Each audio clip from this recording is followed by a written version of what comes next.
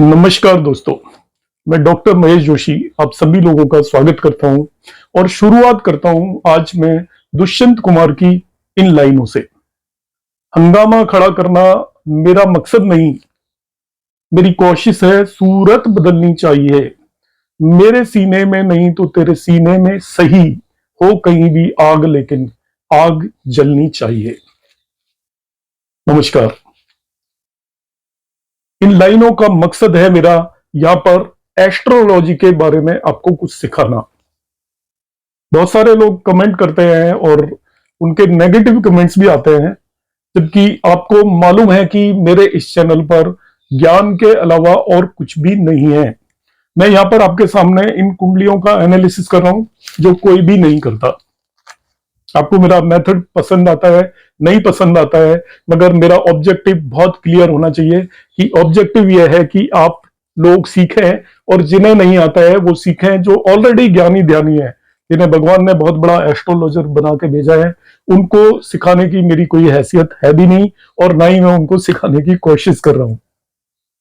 उम्मीद है आप मेरी बात समझोगे। अब हम आज बात करेंगे प्रोफेशनल पॉइंट ऑफ व्यू से। इस कुंडली को मैं एनालाइज करूंगा।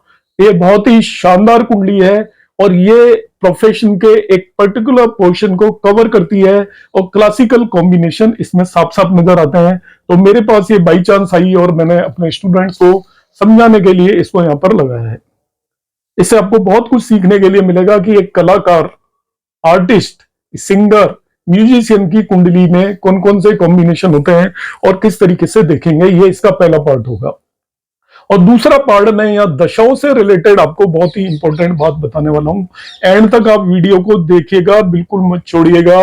दशाओं के बारे में मेरा अपना ये एक्सपीरियंस है कि जो लोग एस्ट्रोलॉजी करते हैं वो बहुत ऊपर सतही तौर पर दशाओं को देखते हैं, मगर दशाओं को देखने का तरीका बिल्कुल अलग होता है। आप मेरी सीरीज को जाकर देखिए, उसमें भी आपको बहुत सारी चीजें मैंने बताई हैं। यहाँ पर बहुत ही इंपॉर्टेंट पार्ट है इस कुंडली के अंदर, और इंपॉर्टेंट पार्ट का रीजन मैं बता देता हूं। इस कुंडली को आप देखिए, ये मैंने यहाँ पर D1 चार्ट लिया हुआ है, D9 लिया हुआ है, D10 लिया हुआ है। ये नेटिव की बर्थ डिटेल है, ये डेट ऑफ बर्थ है, ये टाइम ऑफ बर्थ है और ये उसका बर्थ प्लेस है।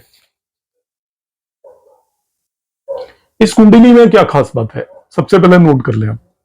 इसके अंदर Mars, Saturn, Jupiter, 3 planet retrograde है। राहु केतु तो रेट्रोगेट होता ही है और वीनस यहां पर कंबस्टेड है। तो 4 मेन प्लैनेट्स, मतलब इस कुंडली के लिए मेन प्लैनेट्स हैं लंग लॉर्ड, 9th लॉर्ड। दोनों आपके लंग लॉर्ड और 9th Lord 2 most important planet होते हैं, दोनों रेट्रोगेट हैं।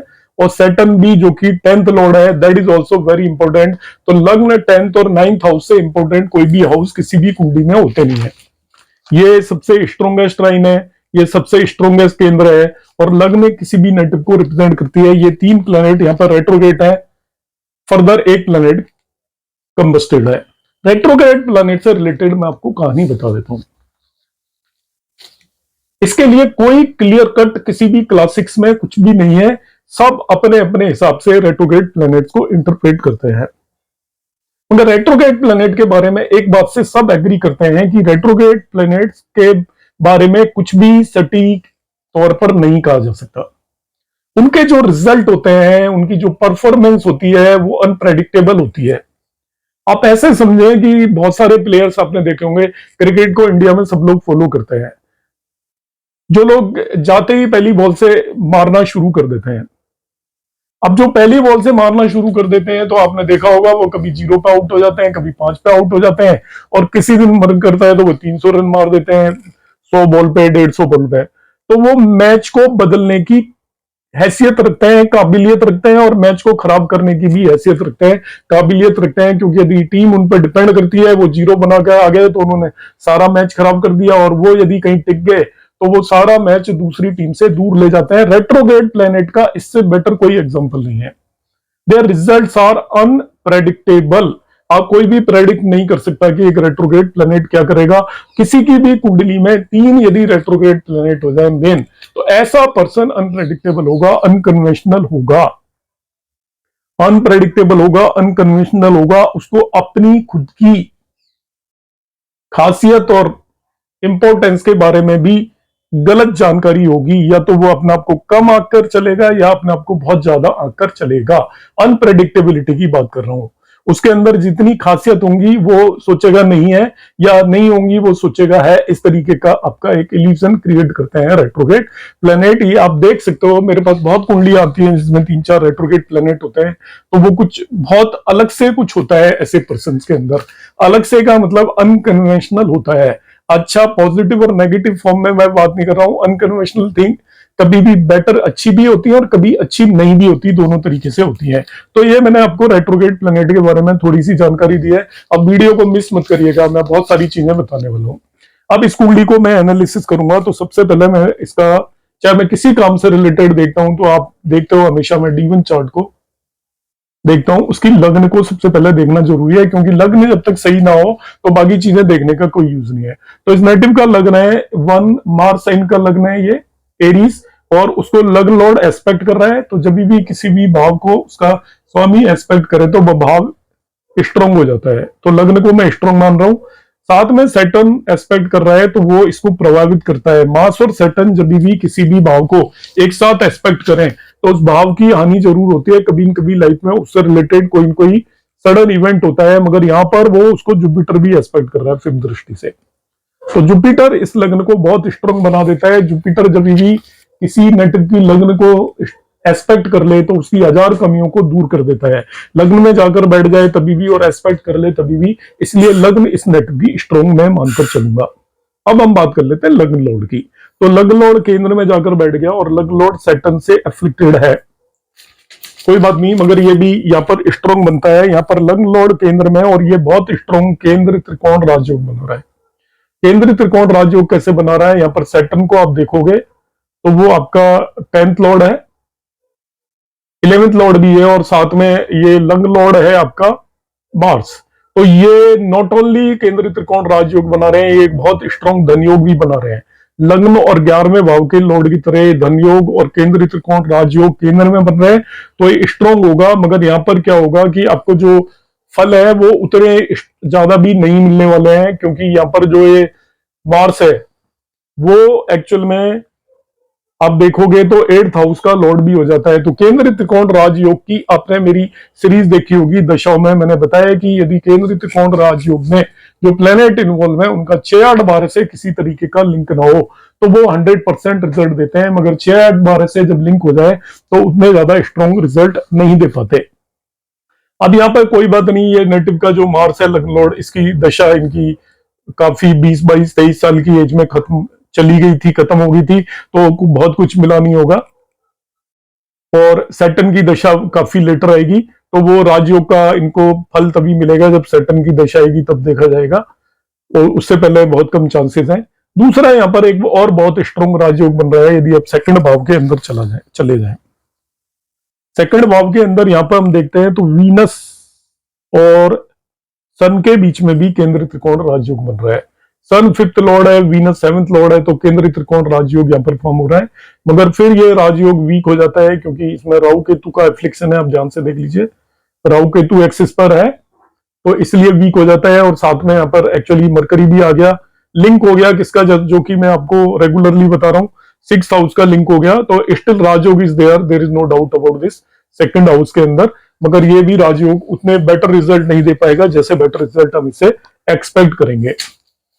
तो ये तो मैंने कॉमन योगों की बात की। अब ये पर्सन आर्टिस्ट है, और आर्टिस्ट का इससे बेटर कोई एग्जांपल नहीं है, इस कुंडली से बेटर। मैं आपको एक्सप्लेन करता हूं। आर्टिस्ट के लिए जो प्लेनेट इन्वॉल्व होते हैं वो प्लेनेट्स देखते हैं सबसे पहले हम, और हाउसेस की बात करेंगे।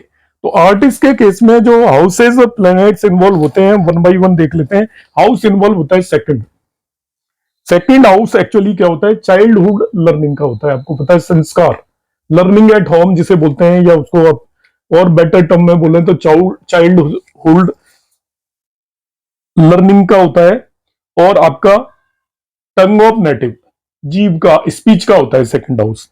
फिर जो आपका आर्टिस्ट या म्यूजिक या इनसे रिलेटेड में दूसरा भाव होता है तीसरा भाव। ये नेचुरली आपका कालपुरुष कुंडली में जेमिनी साइन का है, और इसके अंदर जेमिनी साइन एयर साइन होता है, मिथुन राशि, और मिथुन राशि, एयरी राशि क्या होती है, पर्सन के अंदर इमेजिनेशन क्रिएट करती है, और एक आर्टिस्ट होने के लिए आपके अंदर इमेजिनेशन होना चाहिए। थर्ड हाउस आपका हॉबीज का भी होता है, एक्स्ट्रा करिकुलर एक्टिविटीज का भी होता है। तो बगैर हॉबीज और एक्स्ट्रा करिकुलर एक्टिविटीज के आप ना ही तो कोई आर्टिस्ट बन सकते हो, ना ही म्यूजिशियन बन सकते हो, ना ही एक्टर बन सकते हो, क्योंकि ये उसी का कंपोनेंट है। तीसरा जो हाउस इन्वॉल्व होता है आर्टिस्ट बनने में, वो होता है फिफ्थ हाउस। ये सभी लोग जो प्रोफेशन की एग्जाम देंगे वो ध्यान से समझ लें, ये बहुत पक्के कॉम्बिनेशन में बता रहा हूं आपको। फिफ्थ हाउस है एक्चुअली, आपको मालूम है कि हायर एजुकेशन को रिप्रेजेंट करता है, क्रिएटिविटी को रिप्रेजेंट करता है, आपकी हॉबीज को भी रिप्रेजेंट करता है फिफ्थ हाउस। पर्सन के पैशन को भी रिप्रेजेंट करता है। यदि आपके अंदर पैशन नहीं है तो आप एक अच्छे कलाकार तो नहीं बन सकते, क्योंकि कलाकार बनने के लिए आपको रेगुलर बेसिस पर, आप म्यूजिशियन बनना चाहते हो, सिंगर बनना चाहते हो, तो रियाज करनी पड़ेगी, तभी आप कर पाएंगे, अदरवाइज आप नहीं कर पाएंगे। तो फिफ्थ हाउस का भी एक इन्वॉल्वमेंट होता है। और नेक्स्ट जो हाउस इन्वॉल्व होता है आर्टिस्ट की लाइफ में, वो होता है सेवेंथ हाउस। अब सेवेंथ हाउस कैसा आता है? सेवेंथ हाउस रिप्रेजेंट करता है परफॉर्मिंग आर्ट्स को, कि मुझे गाना आता है मगर मैं घर में ही गा के बैठ जाता हूँ, मुझे कोई भी म्यूजिकल इंस्ट्रूमेंट आता है मगर मैं घर में ही बजा रहा हूं, तो वो फिर उससे मैं आर्टिस्ट कहां बना? वो तो मैं अपना आप के लिए कर रहा हूं। जब तक मैं परफॉर्म नहीं करूंगा स्टेज पर जाकर, लोगों के पास जाकर, पब्लिक में मेरी इमेज नहीं होगी, तब तक मुझे जो आता है उसका कोई यूज नहीं है। तो ये पब्लिक इमेज को भी रिप्रेजेंट करता है, स्टेज शो को रिप्रेजेंट करता है सेवेंथ हाउस। तो जब भी आपको स्टेज शो देखना हो तो सेवेंथ हाउस देखना पड़ता है। ये मास अपील भी प्रोवाइड करता है सेवेंथ हाउस, आपकी पब्लिक में आपकी क्या इमेज है उसको रिप्रेजेंट करता है। तो जो एक्चुअली आपको परफॉर्म करना है पब्लिक में, और आपको पब्लिक लाइक करेगी या नहीं लाइक करेगी, आपका स्टारडम होगा या नहीं होगा, लोग आपको सुनने के लिए आएंगे, आपको देखने के लिए आएंगे, वो डिपेंड सारा करता है आपका सेवेंथ हाउस पर। तो आर्टिस्ट होने के लिए जो हाउस इन्वॉल्व होते हैं, दूसरा, तीसरा, पांचवा और सातवां। अब हम बात कर लेते हैं प्लैनेट्स कौन कौन से इन्वॉल्व हो जाते हैं। तो प्लैनेट सबसे पहले इन्वॉल्व होता है वीनस। वीनस क्यों? वो लग्जरी का कारक है, वो एक्टिंग का भी कारक है, कला का भी कारक है। वीनस को हम कहते हैं कारक ऑफ 64 कला, 64 कलाओं का स्वामी होता है, जिसका Venus is Lord of 64 class. तो वीनस सभी तरह की कलाओं का स्वामी है, किसी भी तरीके की जो आपके अंदर कला है उन सभी का स्वामी वीनस होता है। काल पुरुष की कुंडली में आप देखोगे वो सेकंड और सेवेंथ हाउस का कारक होता है। इस ये बाय द वे काल पुरुष की कुंडली है नेटिव की, तो सेकंड हाउस वॉइस का हाउस है और सेवेंथ हाउस पब्लिक इंटरेक्शन का हाउस है। तो जब तक आपके अंदर वॉइस और पब्लिक इंटरेक्शन नहीं होगा तो आप एक कलाकार नहीं बन सकते। चाहे आप सिंगर हैं तभी भी वॉइस होनी चाहिए, पब्लिक इंटरेक्शन होना चाहिए, चाहे आप एक्टर हैं तभी भी वॉइस होनी चाहिए और आपका पब्लिक इंटरेक्शन होना चाहिए, और आप म्यूजिक बजाते हैं तभी भी आपको थोड़ा सिंगर होना पड़ेगा, तभी आपको म्यूजिक की अंडरस्टैंडिंग होगी, और आपका पब्लिक इंटरेक्शन होना ही चाहिए। तो सबसे इंपॉर्टेंट हो जाता है वीनस। दूसरा प्लेनेट बहुत इंपॉर्टेंट होता है, वो होता है आपका मरकरी, जो कि कालपुरुष की कुंडली में थर्ड हाउस का लॉर्ड होता है। ये कालपुरुष की कुंडली भी है बाय द वे। तो मरकरी थर्ड हाउस का लॉर्ड है, मरकरी स्पीच का भी लॉर्ड है, मरकरी इंटेलिजेंस का भी लॉर्ड है, बुद्धि का लॉर्ड है। तो बगैर बुद्धि के आप कोई चीज आर्ट्स को सीख नहीं सकते, क्योंकि आपने सीख भी लिया, जब तक आप अपनी खुद की क्रिएटिविटी उसके अंदर नहीं डालोगे तब तक आगे नहीं बढ़ सकते। फर्दर ये आपका कम्युनिकेशन को और कन्वेइंग मैसेज को रिप्रेजेंट करता है। तो आर्टिस्ट को अपना मैसेज कन्वे करना होता है। एक अच्छा एक्टर वो है जो अपनी किसी भी विधा से, चाहे इशारों से या हाव भाव से या स्पीच से, अपने मैसेज को ऑडियंस तक कन्वे कर पाए। जब तक वो ऑडियंस तक मैसेज को कन्वे नहीं कर पाएगा तब तक ऑडियंस उससे अटैच नहीं होंगी और उसकी एक्टिंग को बेकार माना जाएगा। तो उसको कन्वे करने के लिए अपनी पूरी बॉडी को यूज करना पड़ता है, स्पीच को मेनली यूज करना पड़ता है। तो मरकरी एक्चुअली कम्युनिकेशन का कारक है, और कम्युनिकेशन का मतलब केवल स्पीच ही नहीं होती, हम बॉडी के हर हाव भाव से हर चीज को कम्युनिकेट करते हैं। नेक्स्ट जो इंपॉर्टेंट है वो मून होता है, एक एक्टर होने के लिए, सिंगर होने के लिए, म्यूजिशियन होने के लिए। तो मून किस तरीके से इन्वॉल्व होता है? क्योंकि मून आपका इमेजिनेशन का कारक है, क्रिएटिव आइडियाज का कारक है। एक आपका इमेजिनेटिव एयरी प्लेनेट है, ये वाटर प्लेनेट है वैसे, तो ये इमेजिनेशन क्रिएट करता है, इमोशंस क्रिएट करता है, सेंसिटिविटी क्रिएट करता है। जब तक आपके अंदर इमोशंस और सेंसिटिविटी नहीं है तब तक आप फील नहीं लेके आ सकते। You can't be A actor, you can't be a singer, you can't be a better musician. इसलिए मून इंपॉर्टेंट हो जाता है। अगला जो इंपॉर्टेंट प्लेनेट होता है वो होता है जुपिटर। एक बेटर एक्टर होने के लिए। ये हेल्प करता है इन प्रोवाइडिंग गाइडेंस और किसी भी आर्ट को मास्टर करने में हेल्प करता है। नॉलेज का कारक है, बगैर जुपिटर के आप उस आर्ट के मास्टर नहीं हो सकते। मैं एक सॉन्ग गा सकता हूं मगर मैं उससे सिंगर नहीं हो जाता। मुझे मास्टर होने के लिए वेरिएशन क्रिएट करना पड़ेगा अपने अंदर, बहुत रियाज करनी पड़ेगी, उस चीज को एक्सपेंड करना पड़ेगा अपने अंदर। तो जुपिटर आपका गाइडेंस मास्टर, आपको किसी भी आर्ट को करना है तो उसके लिए जुपिटर आपका बहुत इंपॉर्टेंट रोल प्ले करता है। नेक्स्ट जो बहुत इंपॉर्टेंट प्लेनेट है वो सैटर्न है। आप कहेंगे बहुत सारे बता दिए, तो हर चीज के प्लेनेट बहुत सारे कारक होते हैं, उन्हीं के कॉम्बिनेशन के बगैर आप उस स्टेज तक नहीं पहुंच सकते। Saturn actually it help in providing in depth. आपकी उसके अंदर डेप्थ तब तक नहीं आएगी, सिंसियरिटी तब तक नहीं आएगी, मैच्योरिटी तब तक नहीं आएगी जब तक कि सैटर्न रोल प्ले नहीं करेगा। और जो टेक्निकल अंडरस्टैंडिंग है किसी भी चीज की, आप कोई इंस्ट्रूमेंट बजाना चाहते हो तो उसके लिए टेक्निकल अंडरस्टैंडिंग के लिए सैटर्न का रोल बहुत इंपॉर्टेंट होता है। और लगातार स्लोली किसी भी काम में लगे रहे बगैर आप ना ही सिंगर बन सकते हो, ना ही कोई म्यूजिशियन बन सकते हो, ना ही किसी इंस्ट्रूमेंट के प्लेयर बन सकते हो। इसलिए सैटर्न एक्चुअली आपके अंदर पेशेंस क्रिएट करता है, स्लोनेस क्रिएट करता है। जो जल्दबाजी में होते हैं वो लोग बहुत अच्छे आर्टिस्ट नहीं बन सकते। आर्टिस्ट होने के लिए आपके अंदर एक ठहराव होना चाहिए, आपके अंदर एक पेशेंस होना चाहिए, स्टिलनेस होनी चाहिए आपके अंदर। यदि आप एक्टर हैं और बहुत जल्दी जल्दी कोई डायलॉग बोल के चले जाते हैं तो वो आपको ऑडियंस उतना पसंद नहीं करेगी। उन्हीं एक्टर्स को लोग पसंद करते हैं जिनके चेहरे पर ठहराव होता है। जब वो कोई व्यक्तित्व देते हैं, स्टेटमेंट देते हैं, तो उसके अंदर एक पॉजिंग होती है, स्थिरता होती है, उसी को लोग पसंद करते हैं। तो वो सैटर्न प्रोवाइड करता है। तो अभी मैंने हाउसेस की बात की और मैंने यहाँ पर दूसरी ग्रहों की बात की। अब इस कुंडली में और क्या कॉम्बिनेशन है, देखिए यहाँ पर बहुत ही स्ट्रॉन्ग कॉम्बिनेशन है कलाकार होने के। अब मैं आपको एस्ट्रोलॉजिकल कॉम्बिनेशन बता रहा हूं। ये तो मैंने इन जनरल बताया क्या क्या रिक्वायर्ड होता है। देखिए ये क्लासिकल कॉम्बिनेशन है। क्या क्लासिकल कॉम्बिनेशन है, नंबर देखिए। इस कुंडली के अंदर सरस्वती योग है। अब सरस्वती योग हर तरह की कलाओं के लिए इंपॉर्टेंट है, गाने के लिए भी इंपॉर्टेंट है, और आप कोई भी म्यूजिक वगैरह करें, क्योंकि सरस्वती विद्या की देवी है। तो आप देखते हैं कि लता मंगेशकर के लिए कहते हैं कि उनके जबान पर, टंग पर सरस्वती बैठी हुई थी। सरस्वती योग क्या होता है कि मरकरी और वीनस सेकंड हाउस से लिंक्ड हो। इसमें है देखिए मरकरी और वीनस दोनों बैठे हुए हैं, और जुपिटर ट्राइन में हो, ऑन साइन में हो, इससे बेटर कोई सरस्वती योग नहीं हो सकता। जुपिटर ट्राइन में है और अपने ही भाव के अंदर बैठा हुआ है, तो सरस्वती योग है, ये इस पर्सन को कलाकार बनाएगा ही बनाएगा। तो ये कॉम्बिनेशन होता है। आप सरस्वती योग भी आपको मालूम होगा, नहीं मालूम है तो आप जान लीजिए। ये होता है Mercury and Venus in second house and Jupiter in trine, strong Jupiter in trine, ये कॉम्बिनेशन बन रहा है। मगर यहां पर थोड़ा एफ्लिक्शन है, ध्यान रखना। एफ्लिक्शन क्या होता है, उस चीज को उस लेवल तक नहीं ले जाने देता। ये अच्छे कलाकार होंगे मगर जो इनको कला से जो मिल सकता है, जो हाइट मिल सकती है, वो नहीं मिलेंगी, क्योंकि राहु केतु एफ्लिक्ट कर रहा है इसको बैडली। तो राहु केतु क्या करता है कि थोड़ा सा उस चीजों को, जब भी मेलिफिक इन्फ्लुएंस होगा तो वो चीजें, मार्स भी एस्पेक्ट कर रहा है एज ए प्लेनेट, ये मेलिफिक है तो उसका भी इन्फ्लुएंस है, इसलिए वो हाइट्स नहीं मिलेंगी, मगर इनके अंदर एक कैपेबिलिटी होगी। ये combination of musician and singer के लिए mercury and Venus ruling second and third house. देखिए ये कॉम्बिनेशन बता रहा हूं मैं, क्लासिकल आप नोट कर लीजिए। Mercury and Venus ruling second and third house, expecting और सिटिंग टुगेदर, मतलब मरकरी और Venus second and third house को रूल करते हो, इस केस में रूल कर रहे हैं। एस्पेक्टिंग ईच अदर और सिटिंग टुगेदर, ये दोनों बैठे भी हैं और सेकंड हाउस में भी बैठे हुए हैं। It is the highest level of combination to be artist. एक नेक्स्ट कॉम्बिनेशन है इसका, मैंने बता दिया, जो इसमें एप्लीकेबल होता है, सरस्वती योग एप्लीकेबल हो रहा है। ये मैं कॉम्बिनेशन बता रहा हूं, जिन स्टूडेंट्स को एग्जाम देनी है वो नोट करते जाएं कलाकार के लिए। एक नेक्स्ट कॉम्बिनेशन है मून इन द नक्षत्र ऑफ वीनस।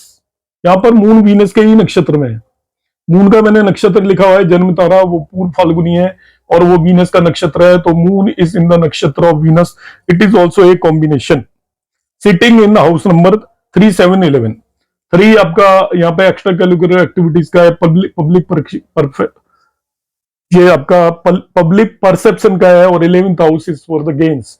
इसमें नहीं बैठा हुआ है, कोई बात नहीं, मगर still it is in the नक्षत्र ऑफ द वीनस, तो ये भी कलाकार बनाने में हेल्प करता है। एक कॉम्बिनेशन और होता है जो इसमें एप्लीकेबल नहीं है, मगर मैं क्योंकि एजुकेशनल पॉइंट ऑफ व्यू से बता रहा हूं तो आप इसे नोट कर सकते हो। किसी भी कुंडली में सारे के सारे कॉम्बिनेशन कभी भी नहीं होते। जो क्लासिकल कॉम्बिनेशन है उसमें से एक दो भी कॉम्बिनेशन मिल जाते हैं तो वो काम हो जाता है। मरकरी ने वीनस लॉर्ड ऑफ केंद्रस, अब मरकरी लॉर्ड ऑफ केंद्रा नहीं है, वीनस डेफिनेटली लॉर्ड ऑफ केंद्रा है। तो mercury and Venus Lord of केंद्रा, 5th house, influenced by the Jupiter. Mercury और वीनस केंद्र के लॉर्ड हो, 5th हाउस के लॉर्ड हो और इन्फ्लुएंस बाय जुपिटर। इसमें केवल वीनस केंद्र का लॉर्ड है और जुपिटर इन दोनों को इन्फ्लुएंस नहीं कर रहा है। ये कॉम्बिनेशन नहीं लगता है, मगर प्रीवियस कॉम्बिनेशन लग जाता है, वो इस नेटिव को कलाकार बनाता है। फर्दर इसमें कलाकार और बनाने का एक कॉम्बिनेशन बताता हूं। इन नेटिव की अर्निंग और प्रोफेशन भी एक्टिंग ही है, क्योंकि 10th लॉर्ड 7th हाउस के अंदर चला गया, राजयोग फॉर्म कर रहा है। 10th लॉर्ड प्रोफेशन का है, 7th हाउस आपका क्या होता है, पब्लिक इमेज का होता है, परफॉर्मिंग आर्ट का होता है, स्टेज शो का होता है। तो इस नेटिव का जो प्रोफेशन होगा वो स्टेज शो से रिलेटेड होगा। अब मैं आ जाता हूं, बात करूंगा दशाओं की, क्योंकि जो नेटिव का मेरे पास क्वेश्चन था वो दशा से रिलेटेड था। बाकी चीजें मैंने एजुकेशनल पॉइंट ऑफ व्यू से अपने स्टूडेंट्स के हिसाब से बताई है। दशा अभी इनकी राहु की चल रही है, तो वो राहु की दशा 2026 में खत्म हो जाएगी। एंड में इनकी राहु मार्च की दशा आएगी और उसके बाद इनकी जुपिटर की दशा शुरू होने वाली है। तो इनका मेरे पास क्वेश्चन जुपिटर की दशा से रिलेटेड था। अब जुपिटर की दशा को मैं पहले दो पार्ट में देखूंगा, ध्यान रखना। ये जुपिटर रेट्रोगेट है, तो यहां पर दशा के कई सारे कॉम्प्लिकेशंस है। दशा देखने के बहुत सारे तरीके हैं और दशा देखना इतना आसान काम नहीं होता। आपको आज समझ में आएगा कि दशा देखना बहुत कॉम्प्लिकेटेड काम होता है और इसको एनालाइज आप किसी क्लासिक को पढ़ के एज इट इज नहीं कर सकते, क्योंकि क्लासिक्स में अलग अलग जगह अलग अलग सेंटेंस लिखे होते हैं और उन सेंटेंस पे आप चलोगे तो बहुत कंफ्यूज हो जाओगे। उसे आपको एनालाइज करना आना पड़ेगा और उसमें टाइम लगता है। मैंने सबसे पहले इनको तारा के बेस पे देखा, आपने मेरे वीडियो देखे होंगे नव तारा चक्र के बेस पर हम किस तरीके से दशाओं को एनालाइज करते हैं। नेटिव का जन्म तारा, मतलब मून जिस भी साइन में होता है उसको जन्म तारा बोलते हैं, पूर्व फाल्गुनी है, वो वीनस में है। तो जुपिटर की दशा है, तो जिस भी प्लेनेट की दशा है उसका भी आप तारा देखिए। तो जुपिटर की दशा है, जुपिटर की दशा है वो आपका तारा है उसका पूर्वाषाढ़ा, वो भी वीनस का तारा है। तो जन्म तारा की ही तारे में है ये जो जुपिटर है। तो जन्म तारा के तारे में जो भी प्लेनेट होते हैं उनकी दशा न्यूट्रल होती है, वो ना ही बहुत शानदार होती है ना ही बहुत खराब होती है। इसलिए इस तारे नवतारे कंसेप्ट से ये दशा न्यूट्रल होनी चाहिए। मगर एक क्लासिकल कॉम्बिनेशन है पारासरी का कि किसी भी नेटिव की यदि जुपिटर की दशा जन्म दशा से 6th हो तो वो दशा अच्छी नहीं होती। जन्म दशा से 6th हो तो ये कॉम्बिनेशन आप पढ़ सकते हो और मेरे वीडियोस में आप देखोगे तो आपको ये कॉम्बिनेशन मैंने वहां पर पढ़ा है कि जुपिटर। अब मगर यहां पर देखिए पहली इनकी दशा वीनस की थी, तो जुपिटर की नंबर आएगा 6th, राहु का नंबर आएगा 5th। तो इनकी राहु की दशा भी सही नहीं गई होगी, क्योंकि जन्म से 5th दशा है यदि राहु की दशा होती है तो वो भी अच्छी नहीं जाती और जुपिटर की 6th दशा भी अच्छी नहीं जाती। तो जुपिटर की 6th दशा उस हिसाब से बहुत अच्छी नहीं जानी चाहिए। तो क्या अब हम ये सोच के बैठ जाएं जुपिटर की दशा तो भाई अच्छी नहीं जाएगी, क्योंकि हमने तो क्लासिकल्स में पढ़ा है कि जन्म से 6th जो दशा है वो अच्छी नहीं जाती। बेसिकली हमें किसी भी चीज को लिटरली इन दिस फॉर्म में नहीं लेना है। अब अच्छी नहीं जाती है में और बहुत सारे फैक्टर्स आपको देखने पड़ेंगे, क्योंकि दशा के दो मेन कंपोनेंट होते हैं। मेरी एक एक चीज को ध्यान से सुनते जाइए और जो स्टूडेंट्स हैं वो इसे नोट करते जाइए। बहुत काम की बातें मैं बताने वाला हूँ इसमें। ये तो मैंने देख लिया कि वो नवतारा चक्र से न्यूट्रल जाने वाली है और जो नॉर्मल कॉम्बिनेशन से जुपिटर की दशा अच्छी नहीं जाने वाली। पहला तो ये ध्यान रख लीजिएगा कि जिंदगी में कोई भी दशा और अंतर दशा पूरी ना ही तो अच्छी जाती है ना ही खराब जाती है। पूरी दशा के लिए यदि आप ये मान के चल रहे हैं कि पूरी दशा खराब जाएगी, ऐसा कभी होता नहीं है। पूरी दशा अच्छी जाएगी ऐसा कभी होता नहीं है, क्योंकि दशाओं में अंतर दशाओं का बहुत इंपॉर्टेंट रोल होता है। तो दशा और अंतर दशाओं के दोनों के कॉम्बिनेशन के बेस पे आपका वक्त गुजरता है, नहीं तो अंतर दशाओं की कोई नीड नहीं थी। इसलिए आप कभी भी किसी चीज से बहुत खुश या घबराए नहीं। ये मैं आपको वैसे बता रहा हूं कि बहुत सारे लोग एक चीज देखते हैं और वो कंक्लूड कर लेते हैं। You need not to conclude anything. अब आ जाता हूं मैं यहाँ पर जुपिटर की दशा को इस कुंडली में चेक करूंगा। तो जुपिटर की पहले हम लॉर्डशिप देख लेते हैं कि इस कुंडली के लिए कैसा है। तो एक तो नाइन्थ लॉर्ड है, तो नाइन्थ लॉर्ड सबसे स्ट्रॉन्ग प्लेनेट होता है, किसी भी कुंडली का भाग्यश होता है। तो नाइन्थ लॉर्ड है, तो ये बेनिफिक हो गया एज ए नाइन्थ लॉर्ड। और दूसरा ये ट्वेल्थ लॉर्ड है। ट्वेल्थ लॉर्ड के लिए मैंने आपको नियम बताए, आपको याद होगा, नहीं याद है तो मैं फिर रिपीट कर देता हूं। कोई भी planet as a twelfth lord कैसा होगा वो इस बात पर डिपेंड करेगा वो किसके साथ बैठा है। पर सहचार्य बोलते हैं। तो यहाँ पे ट्वेल्थ लॉर्ड देख रहा हूं मैं, केवल ट्वेल्थ लॉर्ड जुपिटर किसी के साथ नहीं बैठा है तो पर सहचार्य नहीं लगेगा। जब वो किसी के साथ नहीं बैठा हो तो आप देखेंगे उसकी दूसरी लॉर्डशिप। तो Jupiter as a twelfth lord, उसकी दूसरी लॉर्डशिप है आपकी नाइन्थ हाउस की।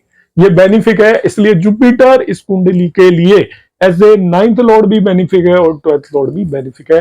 दोनों लॉर्ड से ये बेनिफिक ही है। दोनों लॉर्ड से बेनिफिक होने का मतलब क्या हुआ कि ये जिस जुपिटर की दशा है वो इस कुंडली के लिए भाग्य होने के साथ साथ ट्वेल्थ लॉर्ड है, बेनिफिक है। तो ट्वेल्थ हाउस के भी बेनिफिक रिजल्ट वो इसे देगा। बेनिफिक रिजल्ट कैसे होते हैं ट्वेल्थ हाउस के और नाइन्थ और ट्वेल्थ दोनों के बेनिफिक रिजल्ट को मिला के मान सकते हो कि इनको कहीं फॉरेन लैंड से, मल्टीनेशनल कंपनियों से, अपने घर से कहीं दूर की जगह से अच्छी अर्निंग हो सकती है। फॉरेन ट्रेवल के चांस मिल सकते हैं, फॉरेन में जाके सेटल होने के चांस मिल सकते हैं, या वहां से ये कुछ भी अर्न करेंगे डेफिनेटली इस तरीके का। क्योंकि ये as a twelfth lord benefic result देने वाला है। जुपिटर बेनिफिक हो गया तो पहला जब हम किसी की भी दशा देखते हैं तो हम उसकी लॉर्डशिप देखते हैं। अब मगर लॉर्डशिप से काम नहीं चलता, केवल दूसरा हम देखते हैं प्लेसमेंट। तो यहां पर हम प्लेसमेंट देखते हैं जुपिटर का। तो जुपिटर का प्लेसमेंट देखा तो वो भी बहुत अच्छा है। ये तो अपने ओन मूल त्रिकोण राशि के अंदर आकर बैठा हुआ है। जुपिटर की मूल त्रिकोण राशि है, त्रिकोण में बैठा हुआ है, ओन साइन में बैठा हुआ है। ओनली नेगेटिव पॉइंट है कि इसको यहां पर सैटर्न एस्पेक्ट कर रहा है, बाकी इसके ऊपर कोई भी नेगेटिव एस्पेक्ट भी नहीं है। सैटर्न का एस्पेक्ट है डेफिनेटली, तो सैटर्न इसे एस्पेक्ट कर रहा है, वो एक नेगेटिव एस्पेक्ट है, मगर स्टिल बाकी इसका प्लेसमेंट काफी इंपॉर्टेंट है। तो यदि ये यहाँ पर रेट्रोगेट नहीं होता तो मैं कहता कि ये बहुत ही अच्छे रिजल्ट देगा। तो मैंने 3 क्राइटेरिया डिस्कस कर लिए। देखिए कितना आसान नहीं होता। 4 क्राइटेरिया डिस्कस किए। सबसे पहले मैंने देखा तारा के बेस पे, तो न्यूट्रल से रिजल्ट मिल रहे हैं। फिर नॉर्मल एक कंसेप्ट देखा कि ये 6th दशा है तो वो ज्यादा अच्छी नहीं जाती जुपिटर की, जब भी किसी भी नेटिव की लाइफ में 6th दशा हो। फिर मैंने देखा लॉर्डशिप के बेस पे तो बहुत अच्छा है, बेनिफिक है, इसलिए अच्छे रिजल्ट देना चाहिए। और ये मित्र भी है, फ्रेंड भी है लग्नेश का, तो वो वैसे भी अच्छे रिजल्ट देगा। फिर मैंने इसके प्लेसमेंट के बेस पे देखा तो अच्छा ही है। अभी मैं इसके आपके सामने D9 चार्ट के अंदर भी देखता हूं, क्योंकि D9 चार्ट को भी इंडिपेंडेंटली हमेशा देख लेना चाहिए। तो D9 चार्ट में मैं इसको देखता हूं तो ये 2nd लॉर्ड है और 5th लॉर्ड है। तो ये D9 चार्ट में भी इसकी लॉर्डशिप अच्छी है, 2nd लॉर्ड भी अच्छा माना जाता है। और D9 चार्ट में फिर मैं इसको जाकर देखता हूं तो 11वें भाव के अंदर जाकर बैठा हुआ है, कोई प्रॉब्लम नहीं है। मगर यहाँ पर इसमें एक नेगेटिव पॉइंट है, इसको मार्स एंड सैटर्न दोनों एस्पेक्ट कर रहे हैं, तो यहाँ पर एक नेगेटिव पॉइंट है। इसके प्लेसमेंट की कोई प्रॉब्लम नहीं है, मगर एस्पेक्ट की वजह से नेगेटिव हो गया, लॉर्डशिप की वजह से पॉजिटिव है। तो उतने बेहतरीन रिजल्ट D9 के बेस पर जितने D1 के बेस पर नजर आ रहे थे उतने बेटर नजर नहीं आ रहे, मगर खराब नहीं है क्योंकि ये मेलिफिक यहाँ पे भी नहीं है। लॉर्डशिप अच्छी है, प्लेसमेंट अच्छा है, ओनली एस्पेक्ट इज बैड। अब आ जाता हूं मैं जो मेन चार्ट जिसके अंदर देखना होता है मैं, क्योंकि प्रोफेशन से रिलेटेड भी मैं देखना चाहता हूं D10 चार्ट में क्या स्थिति है। तो D10 चार्ट के में भी ये आपका केंद्र और टाइन का लॉर्ड बनता है, यहाँ पर आपका लग्न का भी लॉर्ड है, तो कर्मों का लॉर्ड भी यही है जुपिटर। D10 चार्ट से देखता हूं तो, और ये 10वें भाव से यदि मैं देखता हूं तो 9वें भाव में जाकर बैठ गया है। क्योंकि आपको जो प्रोफेशन देखना होता है वो D10 के 10वें और 7वें भाव से देखना होता है। तो 10वें भाव से 9वें भाव में जाकर बैठा हुआ है, तो 10वें भाव से बेटर है। ओवरऑल कर्मों के लिए उतना सही नहीं है। गुरु चांडाल योग यहाँ पर बनाकर ये 6ठे भाव के अंदर बैठा हुआ है, तो ओवरऑल कर्मों में कुछ ना कुछ डिस्प्यूट क्रिएट करेगा, कुछ प्रॉब्लम क्रिएट करेगा ओवरऑल कर्मों में। मगर प्रोफेशन के हिसाब से देखता हूं तो वहां से 9वें भाव के अंदर जाकर बैठ गया, 10वें भाव से देखता हूं तो 9वें भाव के अंदर जाकर बैठा हुआ है, तो ये ठीक ठाक है। तो लॉर्डशिप अच्छी है, प्लेसमेंट यहाँ पर ये राहु केतु एक्सिस पर है, that is a problem in itself. और सैटर्न यहाँ पर इसको यहाँ पर भी एक्सपेक्ट कर रहा है, तो सैटर्न इसको लगातार छोड़ नहीं रहा है पीछा। सैटर्न D1 में भी देख रहा है, सैटर्न यहाँ पर भी देख रहा है, और सैटर्न इसको यहाँ पर भी एस्पेक्ट कर रहा है। तो सैटर्न क्या करेगा, इसके जो भी सिग्निफिकेशंस है उनको डिले करने की कोशिश करेगा। सैटर्न इसके सिग्निफिकेशंस को डिले करने की कोशिश करेगा। तो ओवरऑल मैंने इसको एनालाइज किया। ओवरऑल एनालिसिस करने पर मुझे जो जुपिटर की दशा है वो मतलब ठीक ठाक है, उतनी खराब मुझे नजर नहीं आई। खराब का कोई रीजन नहीं है, क्योंकि यहां पर भी उसकी लॉर्डशिप बेटर है, ऑल्दो एस्पेक्ट की वजह से प्रॉब्लम है, कोई बात नहीं। यहां पर भी वो जो एज ए प्रोफेशनल लॉर्ड है, लॉर्डशिप यहां पे भी बेटर है। तो प्लेसमेंट यदि मैं इसको प्रोफेशन के हिसाब से देखूं तो बहुत खराब प्लेसमेंट नहीं है। राहु केतु एक्सिस पर है, तो राहु केतु एक्चुअली जरूर इसको इन्फ्लुएंस करेंगे, उसमें कोई डाउट नहीं है। तो जुपिटर की दशा only now on the basis of D1 में फाइनली डिसाइड करता हूं, तो D1 के बेस पे बहुत अच्छी आएगी, और इसके जो रिजल्ट है वो थोड़ा स्लो मिलेंगे, मगर मिलेंगे जरूर। अब आ जाता हूं मैं जो सबसे बड़ी बात आपको आज की क्लास में बताने वाला था, वो मैं डिस्कस करूंगा रेट्रोग्रेड प्लैनेट का। रेट्रोग्रेड प्लैनेट के केस में जैसे मैंने स्टार्टिंग में बताया था, कहानी थोड़ा सा बदल जाती है। रेट्रोग्रेड जुपिटर की बात कर रहा हूं मैं, अलग अलग की अलग अलग बात होती है। इस कुंडली में रेट्रोग्रेड जुपिटर है। रेट्रोग्रेड जुपिटर जिस पर्सन के पास होता है, जुपिटर उसको काफी नॉलेज होती है, वो दूसरों को एडवाइस देगा, एडवाइजर है, मगर उसको ये पता नहीं चलता मुझे उसे दूसरे को कितनी एडवाइस देनी है। जब वो एडवाइस देना शुरू करता है तो वो अपने आप को स्टॉप नहीं कर पाता कि मुझे यहीं रुक जाना चाहिए, दूसरे को इतनी एडवाइस की जरूरत है या नहीं है, या जितनी देनी चाहिए उतने नहीं देगा। मतलब वो नाप तोल नहीं कर पाता कि मुझे किसी भी पर्सन को कितनी एडवाइस देनी है। फर्दर उनको बहुत ज्यादा नॉलेज हो सकती है, मगर उनको खुद ये नहीं पता होगा अपनी नॉलेज के बारे में कि मुझे कितनी नॉलेज है, कम है या ज्यादा है। हमें कि उनको ऐसा हो सकता है किसी चीज की नॉलेज कम हो और उन्हें ऐसा लगता हो मुझे काफी ज्यादा नॉलेज है, या उन्हें लगता है किसी चीज की बहुत ज्यादा नॉलेज है और उन्हें ऐसा लगेगा कि उन्हें काफी कम नॉलेज है। आप मेरी बातों को पकड़ना, मैं अनप्रेडिक्टेबिलिटी की बात कर रहा हूं यहाँ पे, पर्टिकुलर मैनर में अनप्रेडिक्टेबिलिटी की बात कर रहा हूं कि रेट्रोग्रेड प्लैनेट में बार बार बोल रहा हूं वो अनप्रेडिक्टेबल होते हैं। तो यहाँ पे अनप्रेडिक्टेबिलिटी की बात हो रही है थ्रू आउट, कि आपको दूसरे को कितनी एडवाइस देनी है आपको नहीं पता, आपको नॉलेज है कम है या ज्यादा है ये आपको नहीं पता। वो ऐसे पर्सन अपनी अपनी की नॉलेज को ही मिसट्रस्ट करेंगे, खुद ही लगेगा कि नहीं नहीं यार शायद मुझे इस चीज की नॉलेज कम है। और जब वो एडवाइस देते हैं, जिनका रेट्रोग्रेड जुपिटर होता है, वो अनकन्वेंशनल एडवाइस देते हैं। ऐसे पर्सन से आपको आउट ऑफ बॉक्स यदि कोई व्यू लेने हो तो रेट्रोग्रेड जुपिटर वाले पर्सन के पास चले जाइए। बाकी लोग जो एडवाइस देंगे चार, ये पांचवा जो रेट्रोग्रेड जुपिटर वाला है वो बिल्कुल ही अलग आपको एडवाइस देने वाला है। लाइक एक क्रिकेट मैच हो रहा है, तो आप किसी क्रिटिकल स्टेज पे आगे तो नॉर्मल लोग कहेंगे जो आपका बेस्ट बॉलर है उसको आप लगा दीजिए, और जो रेट्रोग्रेड जुपिटर वाला है वो कहेगा जिसने कभी बॉलिंग नहीं की, एक ओवर इसको दे दो, या तो इस पार ले जाएगा या उस पार ले जाएगा। इस तरीके की अनकन्वेंशनल वो एडवाइस देंगे। रेट्रोग्रेड जुपिटर की दशा में नेगेटिव को हेल्थ से रिलेटेड ऑलवेज केयरफुल होना चाहिए। ये जीव कारक है आपके उसके अंदर। तो जो रेट्रोग्रेड जुपिटर होता है, इसका मैं एक बायोलॉजिकल रीजन यहाँ पर एक्सप्लेन नहीं कर रहा हूं क्योंकि उसमें काफी टाइम लग जाएगा। वो आपके बॉडीली जो फंक्शंस हैं उनको थोड़ा अफ्लिक्ट करता है, परेशानियां क्रिएट करता है। इसलिए जब भी रेट्रोग्रेड जुपिटर की दशा हो तो हेल्थ से रिलेटेड केयरफुल होना चाहिए। इसका मतलब ये मैं बिल्कुल नहीं कह रहा कि हेल्थ से रिलेटेड कोई बहुत बड़ी प्रॉब्लम आ जाती है, मगर हेल्थ से रिलेटेड इश्यूज क्रिएट हो सकते हैं। ये एक क्लासिकल कॉम्बिनेशन है। रेट्रोग्रेड जुपिटर इनिशियली दशा में बेटर रिजल्ट देता है, मगर धीरे धीरे जैसे दशा निकलना शुरू होगी आपको रिजल्ट कम मिलना शुरू हो जाएंगे और वो आपकी एक्सपेक्टेशन से काफी कम होंगे।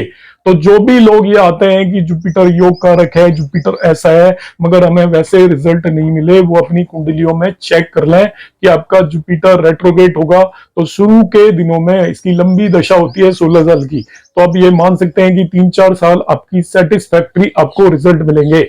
उसके बाद वो स्लो डाउन होना शुरू हो जाएंगे मिड ऑफ द दशा, और उसके बाद वो थोड़ा खराब साइड में ही होना शुरू हो जाएंगे।